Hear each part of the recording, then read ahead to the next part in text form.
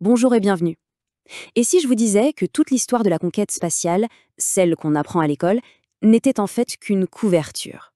On plonge aujourd'hui dans un document qui raconte une toute autre version des faits, une histoire secrète qui pourrait bien tout changer. Voilà la question de départ, celle qui lance tout. L'idée, c'est que les vraies origines de l'exploration spatiale seraient beaucoup plus anciennes et bien plus étranges que ce qu'on imagine. C'est vraiment le point de départ de tout ce récit alternatif. Pour démêler cette histoire incroyable, on va procéder en 5 étapes. On va commencer avec des sociétés secrètes allemandes, on passera par une vision très différente de la Seconde Guerre mondiale, pour finir avec une guerre cosmique pour le contrôle de notre système solaire. Bref, attachez vos ceintures. Allez, on attaque la première partie. Selon ce document, tout ne commence pas avec les fusées V2 de la guerre, mais bien avant, dans l'Allemagne du 19e siècle. Ça parle d'ambition militaire, bien sûr, mais aussi d'une inspiration qui ne viendrait pas vraiment d'ici. Et là, la chronologie qu'on nous présente est juste spectaculaire. On ne parle pas d'une simple invention, mais d'une série d'événements qui auraient été déclenchés par un contact extraterrestre.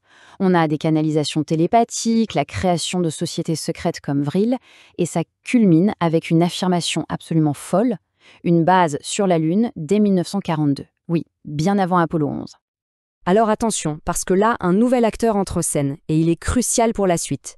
Le document parle du groupe Chimera, une sorte de force obscure qui observait tout ça en coulisses. En voyant les Allemands progresser, ce groupe aurait décidé de s'en mêler pour, disons, détourner le projet à son avantage. On avance dans le temps et on arrive à la Seconde Guerre mondiale.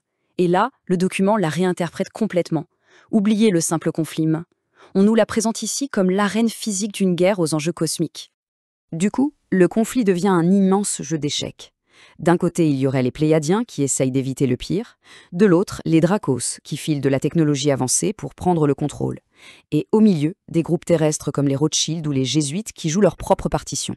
La Terre serait devenue un véritable champ de bataille pour tout un tas de factions. Donc, ce qu'il faut retenir, c'est que la guerre qu'on connaît n'aurait été que la partie visible d'un conflit galactique beaucoup plus vaste. La défaite des nazis sur Terre est même présentée comme une sorte de victoire partielle pour les forces de la Confédération, ce qui aurait forcé le programme spatial secret à devenir entièrement clandestin. Alors, que se passe-t-il après 1945 ? Le programme n'a pas été anéanti, loin de là. En fait, il se serait réorganisé, dispersé pour survivre dans l'ombre et donner naissance à une toute nouvelle structure de pouvoir. La stratégie de survie décrite est triple. Imaginez, une partie du programme file vers une base secrète en Antarctique, une autre se réfugie en Argentine, et la troisième, la plus connue, est exfiltrée aux États-Unis avec l'opération Paperclip. Et c'est surtout cette branche-là qui va nous intéresser. Et voilà un autre mot-clé, la cabale. D'après le texte, les scientifiques de Paperclip ne se sont pas contentés de travailler pour le gouvernement américain. Non, ils auraient fusionné avec certaines élites déjà en place pour créer une sorte de gouvernement de l'ombre, une entité parallèle qui aurait petit à petit pris le contrôle du pays de l'intérieur. Et bien sûr, cette nouvelle cabale n'allait pas s'arrêter là. Une fois la Terre sous contrôle, la prochaine étape, logique selon la source, était d'étendre son influence à travers tout le système solaire.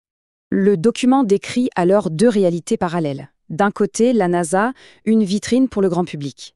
De l'autre, un programme secret avec des décennies d'avance technologique. Un programme qui aurait déjà des bases sur la Lune et sur Mars et qui, c'est le détail le plus terrible, aurait utilisé des humains comme esclaves dans des colonies spatiales. Mais comment tout ça s'est enchaîné ? Eh bien, la source trace une ligne très claire. Ça part des sociétés Vril allemandes, ça passe par l'opération Paperclip qui a servi de pont, et ça fusionne avec le complexe militaro-industriel américain pour créer un seul et même programme unifié. Et ce programme unifié a un nom, Solar Warden. Et c'est là qu'il y a un double jeu fascinant. Au personnel de base, aux soldats, on leur disait qu'ils protégeaient la Terre, qu'ils étaient les héros. Mais au sommet de la pyramide, le véritable objectif aurait été de construire une infrastructure pour préparer une invasion, main dans la main avec les Dracos. Le document va même jusqu'à donner des noms pour les grands patrons de cette opération. On les surnomme les 4 Empis.